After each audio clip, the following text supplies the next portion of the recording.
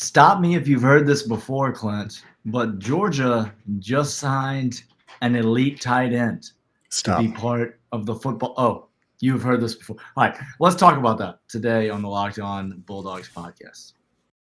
You are Locked On Bulldogs, your daily podcast on the Georgia Bulldogs, part of the Locked On Podcast Network. Your team every day.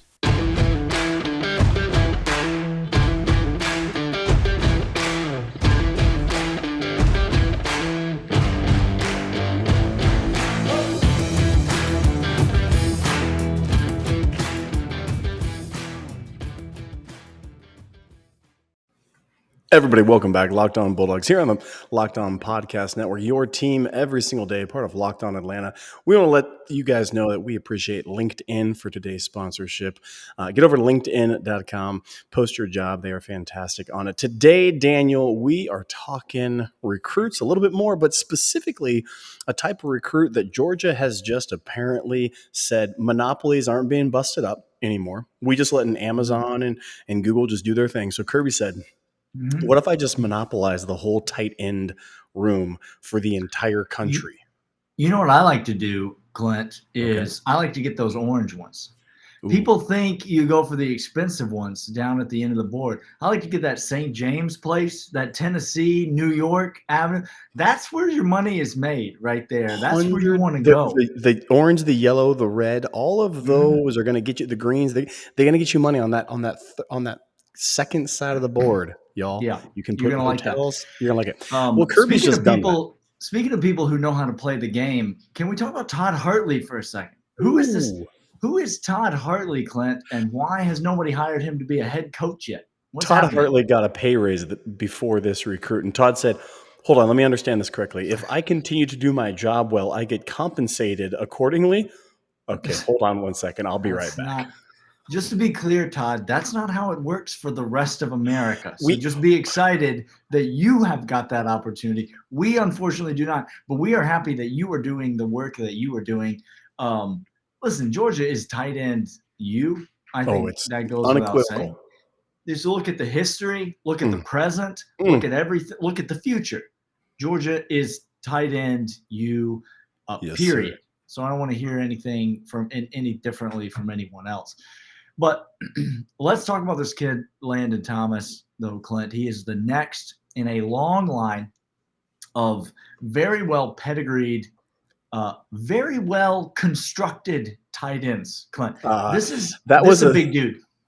Look, when we say big dude, again, I love recruiting stuff because every single time you look at a recruit's page, you have no clue what the heck they actually are listed at and where they're at. So let me just go ahead and say what he's listed at and then probably tell you what he's listed at. 6'4", 230. This kid is easily 6'5", 235, Daniel, if you look at him, okay? He ain't no 230, okay? Let me tell you that now. He ain't no 6'4". This is 6'5", 235 minimum on this guy.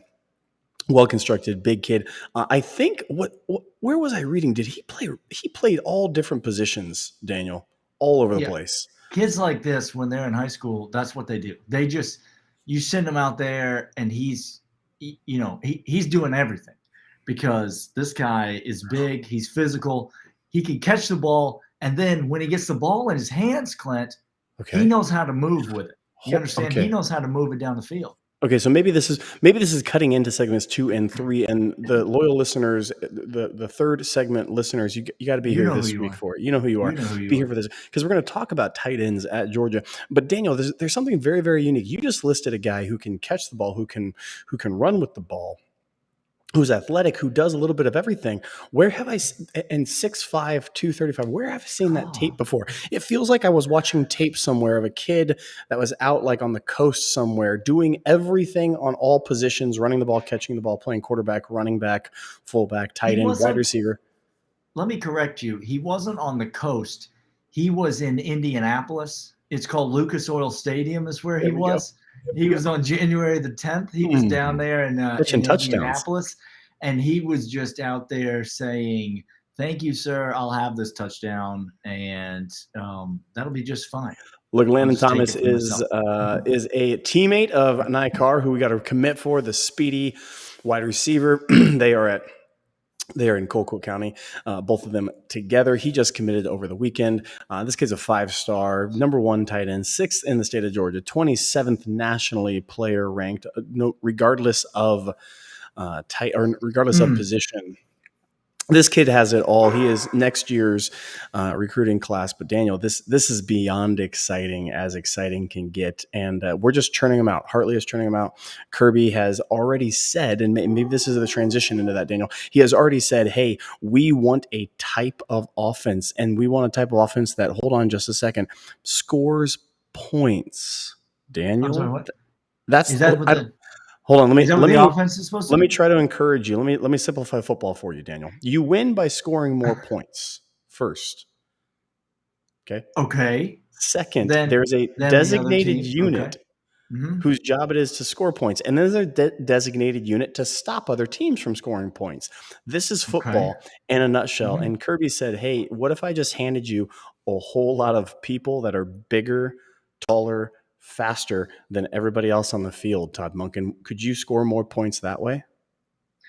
And listen, we're going to get into it, but it's not like there's not plenty of room for this kid on board. Todd Hartley just keeps bringing him in, but ain't none of these big name tight ends just sitting around riding the pine, waiting their turn. There's no such thing as waiting your turn at the University of Georgia. That's what I want to get into in this next segment.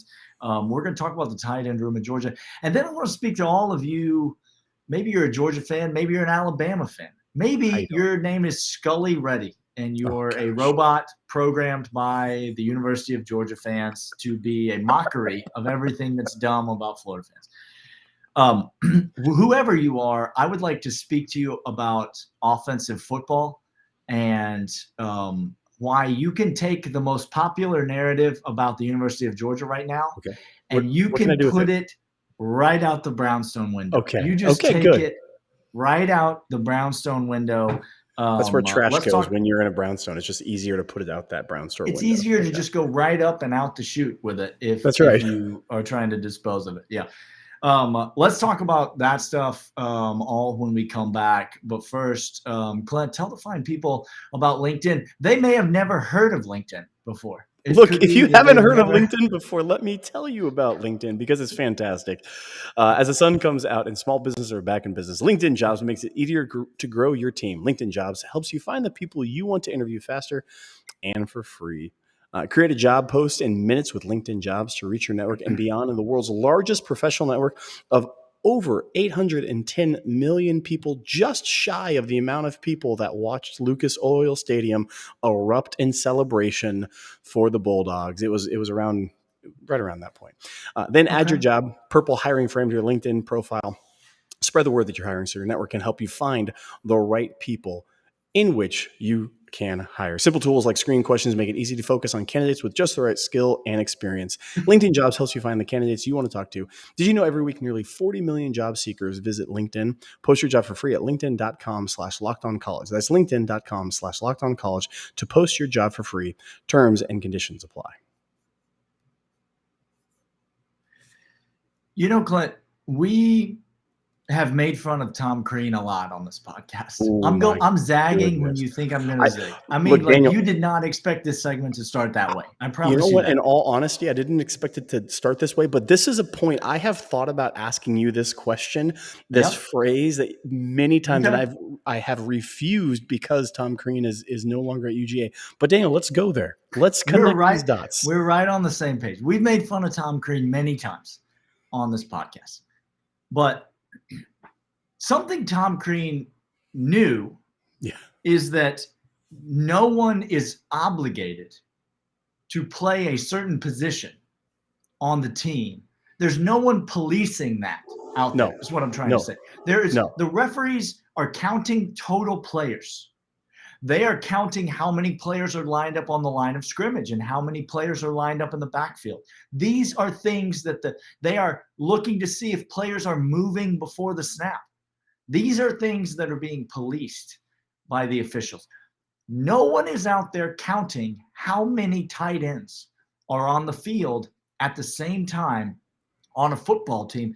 And so for you to say that Georgia already has a lot of elite tight ends, and therefore we don't need more elite tight ends, that is just foolishness, is all that is. It's stupid. Do y'all remember when Jordan Davis came on the field as a running back? No one said, "Excuse me, sir, you can't play that position." No one said that. They just said, "Go score a touchdown." Positionless players, Daniel. Do you remember when Darnell Washington split out way to the outside over in the X position or whatever, I think is what it's called. And he just over there running a go route down the sideline. But I thought Darnell Washington was the tight end. In line, Daniel. In line. I thought only Jermaine Burton or other elite wideouts could play that position. No, it turns out that if you're better than the other team, if you have a mismatch, if you have an advantage strategically, then it makes sense strategically to use that advantage, wait for it, to your advantage. Is that why they call it the advantage, Daniel? These are the things that Todd Hartley and Todd Monken, the brothers Todd, yes, have really grasped at the University of Georgia. There's a meeting of the Todds, and one Todd said to the other Todd, go get me all the good players. Yes. And I will take them, and guess what I'll do? I'll use all the good players. And this is what's so startling to me about understanding how this game works. Again, positionless player, as Tom Crean has famously said, works on the football field because here's the point of, again, offense. I'm going to try to simplify this as much as I possibly can. If you are bigger, faster, and stronger than the person across from you, you win. That's football gets boiled down to that, which is why our strength and conditioning, why our track speed, and why these guys out there. And if you have somebody that is 6'5", 235, and you're like, he has to play tight end, he has to play in line. We've said many times, stop calling it a pro style quarterback and stop calling it a mobile quarterback. There's no such thing anymore. There is a slow quarterback and fast quarterback, but there's no longer pro style and mobile. That's gone. Right. Okay. That left when NCAA football 2014. Left. Yes, that's exactly right. Which is coming back next year, Daniel. When it comes back, you're not going to see those designations they be gone. It just says quarterback. It's the reason why. Listen, Oscar Delp's going to play this year. Yes, on this football team, he's going to play, and not mop up time. Significant. I make no snaps. bones about it. He's going to get first quarter snaps, second quarter snaps, third quarter snaps in meaningful SEC games. Yes. And not because of some injury, because 3 tight ends is not too many tight ends. Heck, 4 tight ends is not too many tight ends. Because Daniel, could you now really quick to begin to your point that you were saying, we could have 4 position players who are designated tight end on the field at the same time. And could you foresee a formation in which not a single one of them has their hand on the ground? Because I can. Yeah. I can virtually only foresee a formation where none of them have their hands on the ground. Because, I mean, Darnell Washington is an elite physical blocker. He is. But all 3 of our tight ends that we have right now are all. I know we have more than 3 tight ends, and if you're a Brett Seether fan, look, I'm not trying to disparage or discredit anybody on the roster. We might see some. We might see some from those guys this year. But if you're looking at Brock, Darnell, and Oscar Delp, all 3 of those guys are better with the ball in their hands than they are without the ball in their hands. Correct. And so, guess what the point of Todd Monken's offense is going to be? To get the ball in their hands. So if you see a guy like Oscar Delp commit to the G, and he's going to get his playing time. You see a guy like Brock Bowers commit to the G, even though Darnell Washington, 5-star tight end, already there. You see a guy like Eric Gilbert come back and commit to the G. All of a sudden, he's in the formation. Is he a wideout? Is he a tight end? It doesn't matter because he's better than the other people on the team. And so if you're a guy like Landon Thomas and you look at this Georgia offense, number 1, Darnell Washington will be out of here. Eric Gilbert might be out of here after this year. We don't know. I don't know. Brock Bowers, Oscar Delp will be back this year. But if you're Landon Thomas, you're not worried about any of that because there's room on this roster for you. There's not going to be a redshirt year. There's not going to be a mop-up duty. If you're good, you will be out there. And this kid's good. He's going to be out there, and he's going to be catching passes in this Todd Monken offense. It's a no-brainer. Todd Hartley is an elite recruiter, but he has the easiest sell in the world, Clint. He really does. He's just, it's a very easy job. He's out there selling ice in the desert. It's easy for him because all he has to do is turn on the tape and say, do you want to be like this guy? And guess what? Do you want to force receivers to leave the team because you're balling out? How about that? In 2 years, Brock Bowers is going to be a top 5 pick in the NFL draft, and he's going to get to go. How do you think Todd Hartley is going to recruit then? How do you think that's going to go? Y'all think when Kirby or Todd Hartley are at NFL draft shaking hands with Brock Bowers on that stage with the logo, the shield up there, no. T's and P's to you. It ain't going to be fair. We're going to come back after this, and we're going to talk about the offense and what a receiver is, Daniel. And we're going to try to define, again, simplify terms for people because it's very hard when you want to simplify terms. But first, Dan's going to let you know about BetOnline. BetOnline is your online sportsbook expert. They are the place that Clint and I trust because they are the official sportsbook partner of the Locked On Bulldogs podcast. They have every sport, every wager, every type that you could possibly imagine.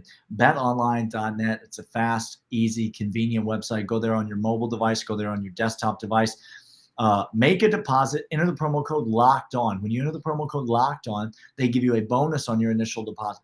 It gives you free money with which to wager at BetOnline. You go and bet on Major League Baseball futures. You bet on Major League Baseball games. You bet on college football futures. You bet on NFL futures. Whatever it is that you're into, go to BetOnline, make your deposit, enter the promo code Locked On for a bonus on that initial deposit, and wager with confidence. BetOnline is your online sportsbook experts. Daniel, let's talk about the definition of receiver because to your point last segment, people are going to get up in arms because we don't need any more tight ends. We got all them daggum tight ends. We don't need anything more. They're 5 stars. They're all world. They're top 5 picks, yada, yada, yada. And I want to just quickly dispel something because don't we need guys? We lost Burton after all. Jermaine Burton, we lost him. Don't we need him back because he's the tone setter for the offense? Who else is going to play receiver? We're very thin at receiver. Now, again, we're very thin at receiver. Very easy. Apparently, what has been lost in translation in football are the actual rules. Okay. So interesting. So here's what happens. When you have a line of scrimmage, you have 5 offensive linemen, and if they get covered up on the ends by 2 other people who are on the line of scrimmage, they can't catch any passes. But outside of those 5 who are covered up, the 2, you can catch passes if you're on the field. It's all 5 of the skill positions or the quarterback in a trick play scenario. Okay.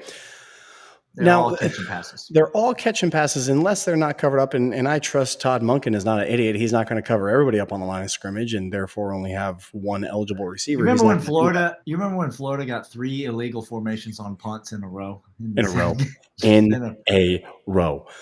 Okay. Now, outside of that, again, since there's no rule that says if you are a tight end, you can only block or you can only catch or you can only do 3 routes. This isn't Iowa football. Iowa football, the tight end has 3 routes. Okay. It's an option route. It's a 3-yard out and it's a hook. That's it. Shout out to our loyal 3rd segment Iowa listeners, Iowa-based 3rd segment listeners. We know you're out there. Look, Daniel, they receive, they can catch the ball. There it is. Thank you. That's the point. They can catch the ball. A receiver is one who receives, Clint. I don't know. That's not just in football, by the way.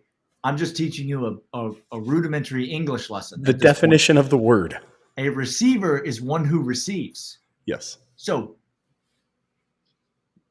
to say that Georgia needs to recruit elite receivers is to get a little bit lost in the weeds. Yeah. Because, number 1, Georgia did recruit an elite receiver. His name's Nyquist. Number 2, Georgia just recruited another elite receiver. His name's Landon Thomas. Yep. Okay. Last year, Georgia recruited another elite receiver. His name was Oscar Delp. I'm not saying he's the only one. There were some pretty good receivers, I think, in that class as well. His name was Oscar Delp, though. Elite receiver, period. The year before that, Georgia recruited 2 elite receivers. One of them was Brock Bowers, the best receiver of footballs in college football last year. Yep. Number 2 was Eric Gilbert, who didn't even play a snap for Georgia last year when they won the national championship. But he committed to the G, and guess what he is? He is an elite receiver, Clint. So yep. There's this feeling among Georgia fans. Yes. That to beat Alabama, you have to become a better Alabama. And obviously Kirby Smart is cut from the same cloth as Nick Saban. We have no problem saying that on this podcast. He studied under Nick Saban. Nick Saban is the greatest college football coach of all time. We've said that many times. We will continue to say it. He had a great career as a college football coach. So shout out to Nick Saban on the great career that he had. 100%. So, congratulations, sir. Congratulations to him. I hope retirement treats him well. Yes. So Nick Saban is the greatest of all time. Kirby studied under him. Obviously, there's a lot of things that the Georgia program does that emulates what Kirby Smart learned at Alabama. But Georgia fans see that, and they see Alabama, particularly Alabama's offense, the last several years. They see this quarterback after that quarterback. They see this receiver after that receiver. They see schools like Ohio State that have, talented wide receiver on top of wide receiver on top of wide receiver. They see schools like Clemson that have Justin Ross and T. Higgins and all these talented wide receivers coming through the program, elite quarterbacks and talented wide receivers, elite quarterbacks and talented wide receivers. And Georgia fans have kind of gotten into this mindset that that's the only way to win at football, and it's been perpetuated by a bunch of people who have said, just look at history, that's the only way to win at football until last year. Mm-hmm. When we won at football convincingly. Yes. Without any of those things. Hold on, Daniel. Let me I think I hear the mold being broken by Kirby. So listen, Georgia fans, just catch up to now. Okay? Let's catch up to the rhetoric of sometimes on social media, it can be hard to what are we all upset about today? Because we have to be outraged about something. And so I just need somebody to tell me what I'm supposed to be outraged about today. Sometimes it can take a while to catch up. Let's all just take a moment and catch up to today. Okay. Today is a day when, to your point from earlier, what you need to do in college football is score points and beat the opponent. You can do that with mismatches on offense at any position, including tight end, for example, including big, physical, fast pass catchers.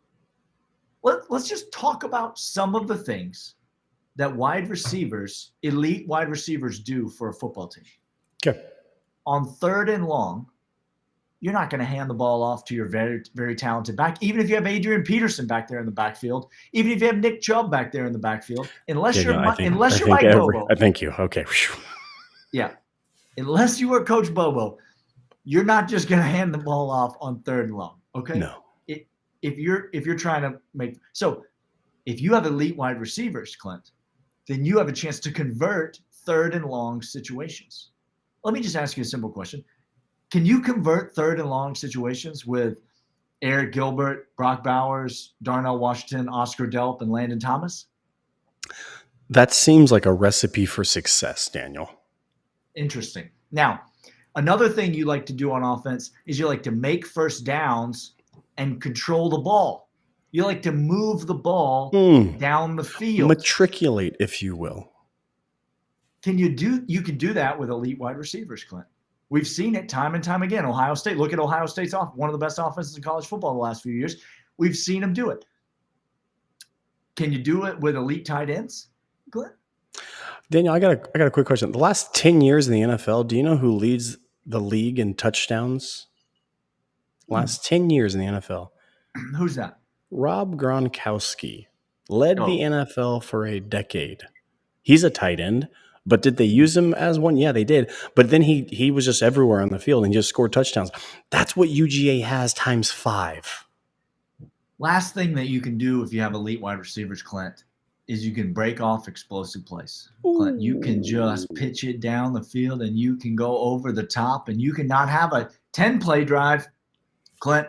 You can have a 1-play drive and you can just right over the top. Now, we've seen elite wide receivers like Justin Ross, right? We've seen them like Mechie, like all these great, elite, talented wide receivers. We've seen them take over these games, have these big, explosive, game-changing plays.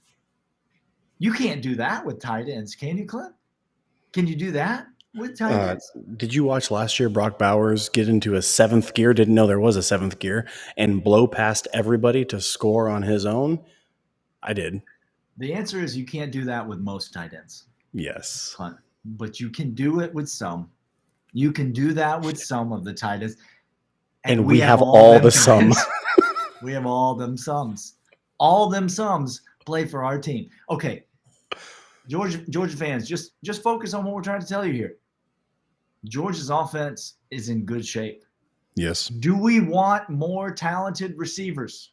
Whether they weigh 160 pounds or 240 pounds. Yes, we do. We want some talented receivers of the football. But don't get caught up in thinking that you have to be Ohio State. You have to be Alabama in order to win. Just go back and cut the tape on. You might not have been there on January the 10th, but I was. Mm-hmm. And you don't have to be that. You don't have to be that. Alabama's 5-star wide receiver backups that they did put in the game, they did have 5-star wide receivers on the field. They didn't do crap against Georgia. But Georgia's tight ends, they did all right. They did all right against Alabama. Listen, you can do it the way Georgia's doing it. Todd Monken's got a plan. Todd Hartley's the best recruiter in college football right now. And you're welcome. I don't know what to say. This is it. This is the reality of things. This has been Locked On Bulldogs, part of Locked On Podcast Network, your team every day. We will see you guys later. See ya.